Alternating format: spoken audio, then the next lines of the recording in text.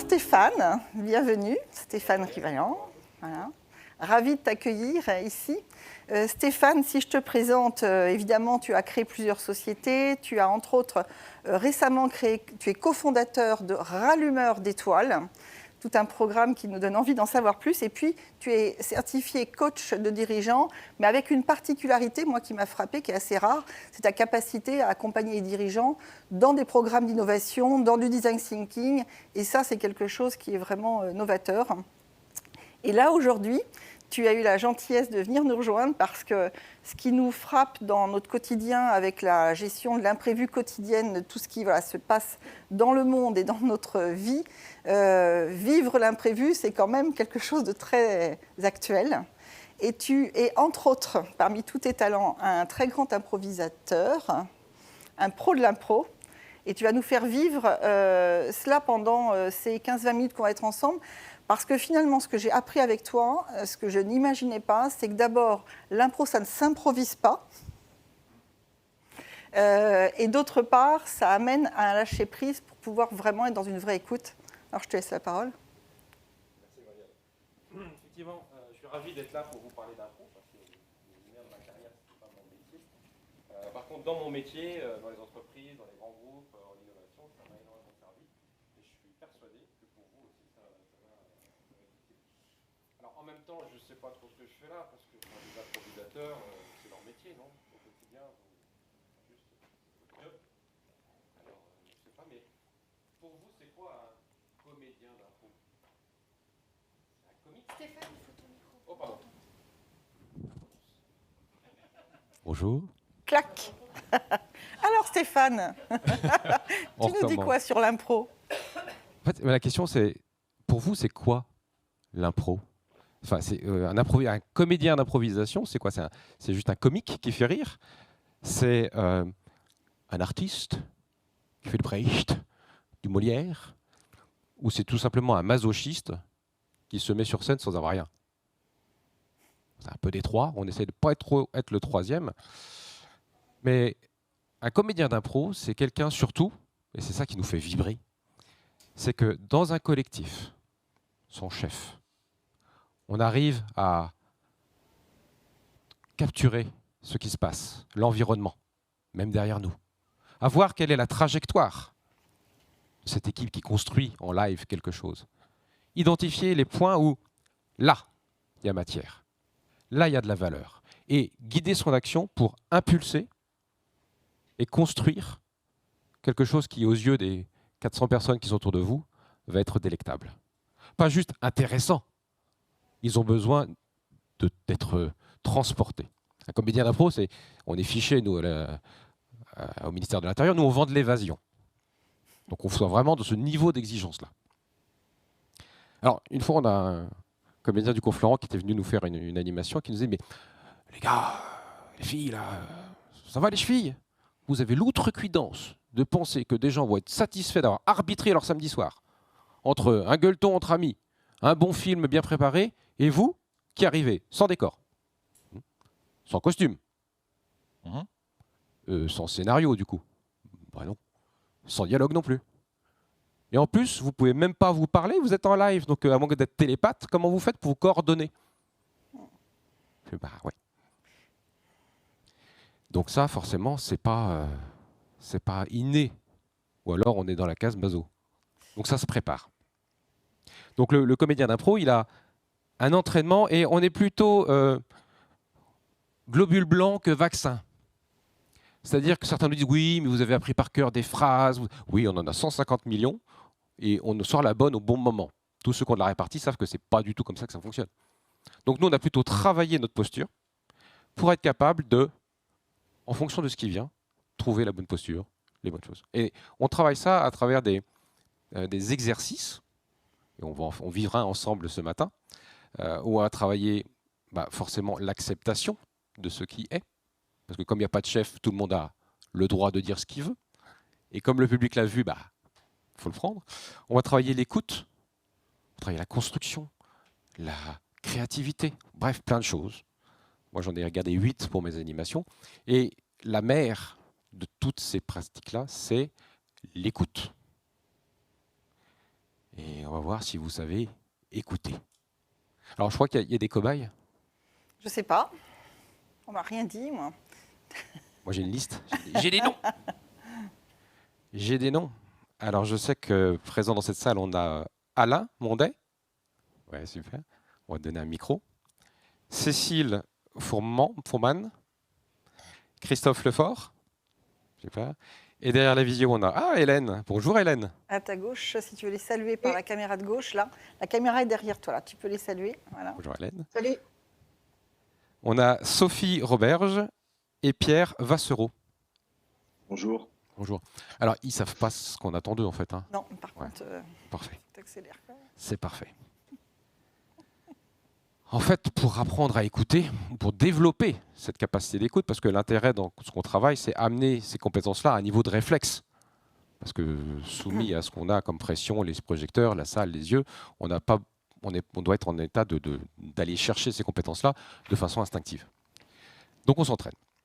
Et pour s'entraîner à l'écoute, je vous propose un petit exercice. Donc on est 6. Il faut que tu avances un tout petit peu. Il faut que j'avance un petit peu. Ici, c'est bien. Ah, reculer. Reculer, pardon. Ça fait partie de l'impro. Hein. On a répété. Voilà. Pas de souci. On va déjà savoir si vous savez compter. Jusqu'à 10. D'accord ? Donc on ne va pas le faire en façon 1, 2, 3, puis on va pas se donner un ordre, parce que sinon, ce n'est pas de l'écoute, c'est de l'anticipation. On peut rester dans sa bulle et dire, c'est à mon tour de parler, je sais quels les chiffres d'après, ça va. Ce qu'on va essayer de faire. Ce qu'on peut peut-être proposer, c'est les personnes dans la salle et sur les écrans, si vous en avez envie, mais de vous lever comme ça, on profite plus de vous pendant cette séance. Alors à la maison, vous pouvez tricher. Hein. Vous n'êtes pas obligé de... Oui, Oui, aussi, nous, c'est si on se possible. lève, vous ne nous verrez plus très bien. Oui, Hélène, tu as raison. Alors, je vais vous faire un premier exercice. On va compter jusqu'à 10. Chacun va donner un chiffre. Mais comme il n'y a pas de tour de table physique, c'est pas facile. Donc, vous allez devoir vous écouter pour ne pas vous marcher sur les pieds.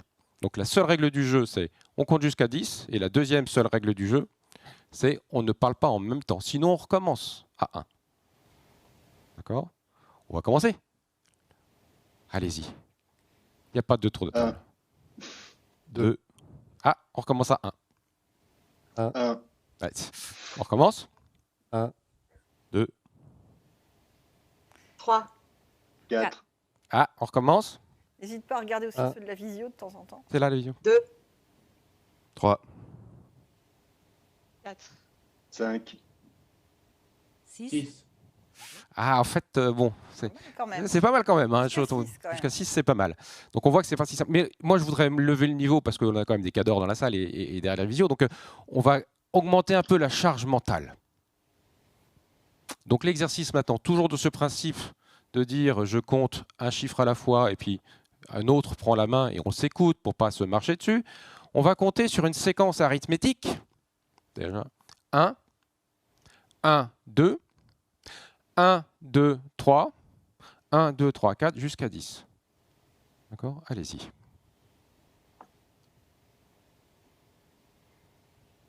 1, 1, 2. Eh non. Donc, c'est toujours un chiffre à la fois, en fait. Donc, c'est 1, 1, c'était bon. Par contre, c'est à quelqu'un d'autre, du coup, de dire le 2. D'accord ? C'est comme si on faisait l'exercice de 1 à 10 plusieurs fois. Allez-y. 1, 2, 1, 2, 3, 1, 2, 3, 4, 1, 2, 3, 4, 5, 1, 2, 3. 4, Vous êtes trop bon, là. Ça va pas vous me casser tout, là. passionné. Hein. Ça va pas du tout. Ou alors, ce qu'on a fait ensemble, Muriel, il y a un problème. Parce qu'on a testé, nous, avant, avec l'équipe, je peux vous dire qu'on n'en était pas là. On va lever la barre. C'est que là, il y a beaucoup de temps mort. Ok ? Donc, on va essayer de accélérer un peu le processus. Ok ? Mais en tout cas, l'exercice, vous l'avez parfaitement compris, donc c'est génial. D'habitude, je me dis, vous voyez, ça augmente de la charge mentale, voire même de la charge émotionnelle. Parce que sinon, c'est trop facile de s'écouter quand on est juste paisible. Donc là, on va demander d'accélérer un peu le rythme, d'accord? 0. C'est parti. 1, On va accélérer le rythme, je dis, on va partir à 1, s'il vous plaît. 1, 2, 1, 2, 3, 1, Ah, dommage, on n'était pas loin. On recommence à 1.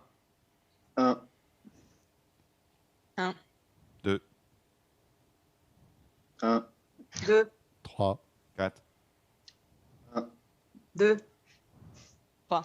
4, 5, 1, 2, Excusez-moi, on va s'arrêter là. C'est plaisant la façon dont vous le faites là ou c'est un peu. Hein, ouais, c'est bon, j'ai dit.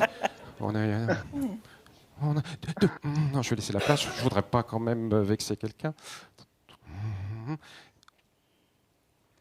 Et si on faisait ça avec plaisir? Parce que c'est quand même l'enjeu derrière tout ça. C'est que nous, en tant qu'improvisateurs, si on prenait pas du plaisir à ce qu'on fait, on arrête tout de suite, quoi. Donc là, je vous invite à vous détendre. Il y a personne qui sera piqué, mordu par cet exercice. Donc, on va essayer de garder ce rythme-là pour qu'il soit plaisant et on va se détendre. Je vous invite à fermer les yeux et sortir vos antennes. Ok, et on va se donner un rythme plus biologique. 1, 2, 3, Continuez. 1, 2, On va recommencer à 1, s'il vous plaît. On se détend, on écoute l'autre, on est conscient de soi, on est dans l'assertivité. On offre notre numéro au groupe. 1, 1, 1, 1, 2, 2, 1, 2, 3, 1, 2, 3, 4, 5, 6, Vous allez vite en besogne. excellent. Comment vous vous sentez? Souriant. Souriant, détendu. détendu. Par rapport à tout à l'heure, c'est plus plaisant ou c'est moins plaisant? plaisant. Qu'est-ce qui a changé? On joue. Vous jouez, Plus attentif. plus attentif. Comment vous faites pour être plus attentif? Écoute, De l'écoute, ouais. Qu'est-ce qui se passe dans votre tête par rapport à tout à l'heure? moins d'enjeux, Moins d'enjeux, moins de pression. moins de pression, Plus de fluidité? plus de fluidité. Comment vous vous sentez par rapport à l'autre dans cette dernière version? Justement, créer le lien. Merci. plus connecté. Plus connecté. Alors c'est magique parce que ce qui s'est passé, c'est tout à l'heure vous aviez bien cette notion qui est fondamentale dans l'écoute, c'est le silence. Mais là on avait un tel silence qu'il en a ramené la tension. D'accord? Alors que là vous avez prêté finalement attention à la place de disponible.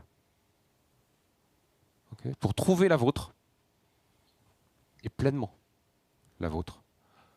Sans faire un hold-up, sans faire de calcul. Bon, de toute façon, il y a 43 chiffres à dire, donc moi, si j'en dis 5, après, j'ai fini mon boulot. Donc là, très centré sur vous. D'accord? Et donc, vous avez accepté déjà le jeu et accepté que l'erreur n'était pas dramatique et que le plaisir de faire ensemble dépassait ce risque. Alors Stéphane, comme tu parles d'acceptation, moi j'ai une surprise. D'abord, et avant la surprise quand même, est-ce qu'il y a une question dans l'install? Parce qu'après je vais mettre quand même un peu au feu Stéphane 2 secondes. Attends, parce que j'avais juste ma conclusion, tu voulais un truc... Oh, bah alors vas-y, dis ta conclusion. Déjà, je veux dire excuse-moi. merci aux cobayes, vous pouvez les applaudir. Merci. Parce que tu me disais, mais... Ok, mais avec quoi ils repartent? Tu sais, le petit truc... Avec quoi ils repartent? Il y a un cadeau, ouais. Il y a un cadeau, moi je vous invite, dans vos codires, dans toutes vos réunions, vos négociations avec des fournisseurs, avec des partenaires, des organisations syndicales, à vous dire, mais à quel niveau d'écoute je suis là maintenant? Plutôt dans le premier, stressé? ou dans le deuxième. Et dans le premier, en fait, on a 4 niveaux d'écoute, nous dirait Otto Charmeur. Le premier, c'est l'écoute de téléchargement. Tu sortiras les poubelles avant de partir, chérie? Mais... Puis au volant, merde, les poubelles. On n'a pas écouté. La deuxième, c'est l'écoute factuelle. En fait, je suis plus en train de vérifier que l'autre a compris ce que je voulais et qu'on était d'accord. En fait, la question principale, c'est il est d'accord avec moi ou il est contre moi? Inconsciemment, c'est un peu ça. Le troisième niveau d'écoute, c'est l'écoute empathique. On va faire attention à ce qui est, les silences. Ma posture, est-ce que je prends ma place avec assertivité? Et est-ce que je laisse la place à l'autre? Donc verbal, non verbal. Et ça, à force de travail, ça amène au quatrième niveau d'écoute, qui est l'écoute générative, où en fait ce lien qu'on a créé par l'écoute, parce qu'effectivement, écouter, c'est relier. Ce lien qu'on a créé nous permet d'être dans une symbiose de créativité qui fait qu'on va créer ensemble quelque chose d'inattendu, mais qui satisfait les deux parties. On aura plaisir à te retrouver sur Rallumeur d'étoiles prochainement. Voilà.